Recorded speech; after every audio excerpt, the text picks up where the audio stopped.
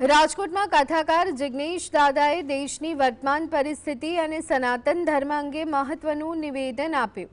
તેમણે જણાવ્યું કે માત્ર સંપત્તિ થવાથી જ ઉદ્ધાર નહીં થાય, પરંતુ કથા દ્વારા સારા વિચારોનું સિંચન થાય તો આતંકવાદ પણ નાબૂદ થઈ શકે। જિગ્નેશ દાદાએ ભારપૂર્વક કહ્યું કે સનાતનને કોઈ નુકસાન પહોંચાડી શકે તેમ નથી, કારણ કે તે સનાતન સત્ય છે। તેમણે હિન્દુ યુવાનોને આહ્વાન કર્યું કે સનાતન ધર્મની રક્ષા માટે દરેક હિન્દુ અને યુવાનોએ આહુતિ આપવા તૈયાર રહેવું પડશે, તો જ ધર્મની રક્ષા થઈ શકશે। તેમનું આ નિવેદન ચર્ચાનું કેન્દ્ર બન્યું છે।